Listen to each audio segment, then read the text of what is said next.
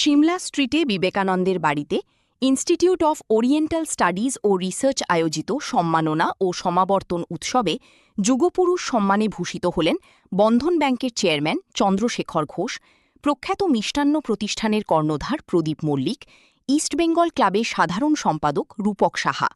উপস্থিত ছিলেন আয়োজক প্রতিষ্ঠানের চেয়ারম্যান আচার্য শ্যামল ভট্টাচার্য, বেলুর মঠ ও মিশনের ট্রাস্টি স্বামী জ্ঞানলোকানন্দ, প্রবীণ সন্ন্যাসী স্বামী বিশ্বনাথানন্দ, স্বামী সুধাকরানন্দ, শিক্ষাবিদ রজত ভট্টাচার্য সহ অন্যান্য বিশিষ্ট ব্যক্তিবর্গ। রাজ্যের শিল্পমন্ত্রী তাপস রায় অনুষ্ঠান উপলক্ষে আয়োজকদের শুভেচ্ছা বার্তা পাঠান। বাঙালি উদ্যোগপতি ও সংগঠকদের বিশ্বস্তরে পরিচিত করার উদ্দেশ্য নিয়ে যুগপুরুষ সম্মাননা প্রদান করতে পেরে সংশ্লিষ্ট সকলকে ধন্যবাদ জানানো হয় সনাতনী শিক্ষা প্রতিষ্ঠানের পক্ষ থেকে।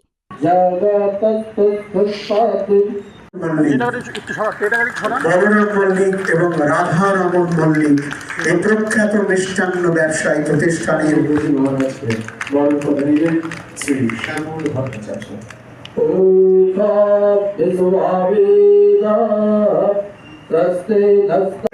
ইস্টবেঙ্গল ক্লাবের সম্পাদক এবং যার নেতৃত্বে ইস্টবেঙ্গল ক্লাব এবার ISL জিতলো, অর্থাৎ ইন্ডিয়ান সুপার লিগ চ্যাম্পিয়ন হয়েছে।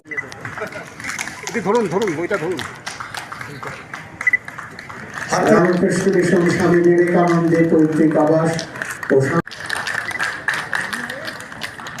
ঘোষ মেমোরিয়াল হসপিটালের কর্ণধার সেন্ট্রাল সংস্কৃত ইউনিভার্সিটি এই প্রখ্যাত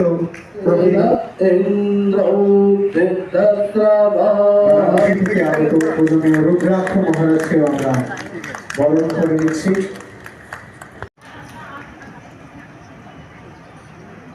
স্বাগত বক্তব্য রাখছেন ইনস্টিটিউট অফ ওরিয়েন্টাল স্টাডিজ, যিনি এবং যার প্রতিষ্ঠান আমাদের সব সময় রস।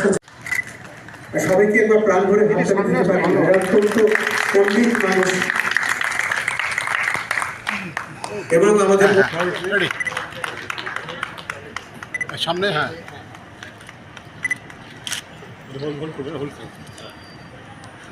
মহারাজের ঘাটটা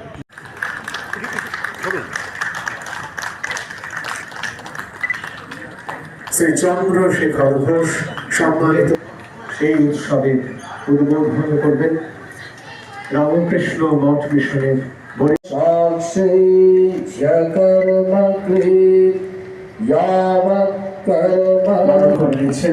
শ্রী শ্যামল ভট্টাচার্য।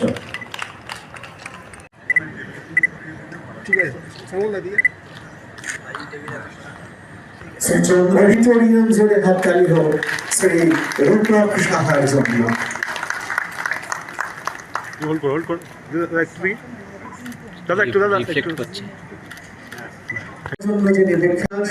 এবং রামকৃষ্ণ মিশনের বরিষ্ঠ সন্ন্যাসী শ্রীমৎ স্বামী বিশ্বনাথানন্দজি মহারাজ ও শ্রীমৎ স্বামী সুধাকরানন্দজি মহারাজ সম্মাননা জ্ঞাপন করছেন শ্রী চন্দ্রশেখর ঘোষকে।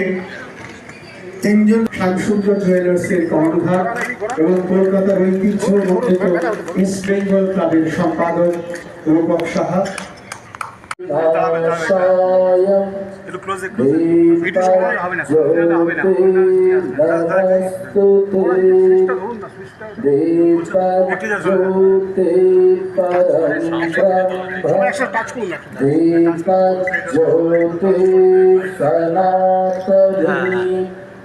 दीपो मे हरो पापम दीपज्योति नमस्तुते।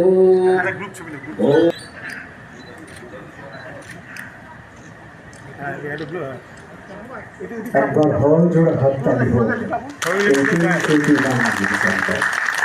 শ্রী চন্দ্রশেখর ঘোষ, শ্রী রূপক সাহা।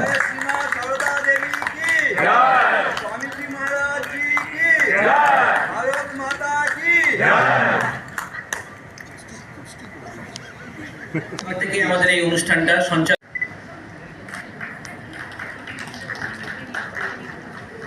বরানগরের রামকৃষ্ণ মিশন যে একটা ছেলে বা মেয়ে তার তৈরি হতে গেলে তার চারিত্রিক কিছু গুণাবলীর মধ্যে কিছু বিশেষ গুণ থাকতে গেলে রামকৃষ্ণ মিশনের একটা ছোঁয়া যেটা আপনার জীবনে অনেকটা স্পর্শ করেছে বেশ কিছুদিন হলো। তো আপনি কেন এটা বললেন, মানে আজকে যে সমাজ একটা দুর্নীতি আর অশান্তির মধ্যে চলছে সমস্ত কিছু, রাজনৈতিক অরাজনৈতিক সব কিছু, আপনি এই ধর্মীয় ব্যাপারটি কি মনে হয় তার জীবনে এই আধ্যাত্মিক অনুকরণটা কি তার দরকার? ঠিক আছে, আমি যে জায়গা থেকে এটা বলছি সেটা হলো সমস্ত অভিজ্ঞতা। আপনি যেগুলো উল্লেখ করলেন বা আমরা যা দেখতে পাই চারিদিকে চোখের সামনে, সেগুলোর সব কিছুরই আমি অ্যানালাইসিসে একটা জিনিসই মনে হয়েছে যে রুট যে জিনিসটা সেটাগুলো মূল্যবোধটা হারিয়ে যাচ্ছে পরিবারে, সমাজে, এবং এই মূল্যবোধ হারিয়ে যাওয়ার ফলেই এইরকম কিছু অশান্তির মধ্যে আমরা চলতে থাকি। সেই মূল্যবোধগুলো আসে কোথা থেকে? এই মূল্যবোধগুলো আসে সমাজ থেকে, পরিবার থেকে এবং ধর্মস্থান থেকে। তো পরিবারে আমরা এখন খুব সময় পাই না আমাদের সন্তানদের মূল্যবোধ গঠন করার মতো সময় বাবা মার কাছে অনেকটাই নেই। তারা এত ব্যস্ত, আর এত কিছু এসে গেছে এখন, সোশ্যাল মিডিয়া, ফেসবুক। তো এইটা নিয়ে এরা এতটাই ব্যস্ত থাকে, ছেলে মেয়েদের প্রতি কতটা আমরা সময় দিতে পারি খুব কোশ্চেন আবার। তাহলে এখান থেকেও দেখতে পাচ্ছি যে আমরা খুব একটা সময় দিতে পারি না মূল্যবোধগুলো তৈরি করার জন্য। তো সেই ক্ষেত্রে আমাদের মনে হয় যে আমার অভিজ্ঞতা থেকে রামকৃষ্ণ মিশনে আমি যতদিন বছর 3 ছিলাম আমার শিক্ষা জগতে, শিক্ষার সময়ে যখন পড়াশোনা করি, তখন আমি অনেকগুলো শিক্ষা তাদের কাছে নীরবে এই মূল্যবোধগুলো শিখতে সুযোগ পেয়েছি। আমি জানি না কতটুকু পেরেছি। তো আমার মনে হয় যে এখন এই সময়ে একটা যদি রোগ নির্ণয় হয় এবং তার ওষুধের জন্য এই মূল্যবোধ একটা বিশাল জায়গায়। তো সেই ক্ষেত্রে রামকৃষ্ণ মিশন যেই মানে পরিবেশ আছে, পরিস্থিতি আছে, যেভাবে করেন, সেই ক্ষেত্রে আমার মনে হলো যে এদের কাছে আমাদের ছেলেদের পাঠালে আমরা অনেকটাই মূল্যবোধকে আরও ভালো তৈরি করতে পারব। এটা তো সম্ভব নয়, সবাই তো আর ওখানে যেতে পারবো না, তো ফলো করা দরকার। স্বামী বিবেকানন্দ কীভাবে বলেছেন আমাদেরকে চলতে, সেই জিনিসগুলো ফলো করলে আমরা অনেকটাই দেখা যাবে মূল্যবোধগুলোকে আরও বেশি শক্তিশালী করতে পারবো এবং আমাদের দেশের, সমাজের, ব্যক্তির সকলেরই আরও ভালোভাবে একটু শান্তিপূর্ণ সমাজে বসবাস করতে পারবো। এইটা আমার মনে হয়েছে ব্যক্তিগতভাবে। একটু আগে মঞ্চে না, এই সম্মান একটা খুব অপ্রত্যাশিত আমার কাছে, কারণ আমার মনে হয় না আমি অতটুকু যোগ্যতা লাভ করি।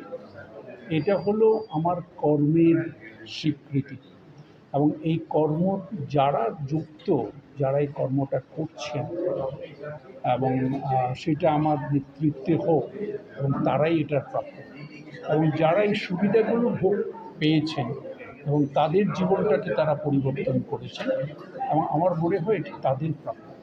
আমি জাস্ট রিপ্রেজেন্টেটিভ হিসাবে এটা গ্রহণ করেছি এবং নিয়ে যাচ্ছি, এবং আমি অন্তরের অন্তঃস্থল থেকে আমার ধন্যবাদ জানাই এই অর্গানাইজিং গ্রুপকে, যে যারা এটা দিয়েছেন আমাদেরকে। স্যার, এই মুহূর্তে বিশ্বকাপ ফুটবল চলছে, একটা স্পিরিট রয়েছে মানুষের মধ্যে, কি বলবেন স্যার? আমরা সবাই 4 বছর অপেক্ষা করি এই বিশ্বকাপ ফুটবলের জন্য।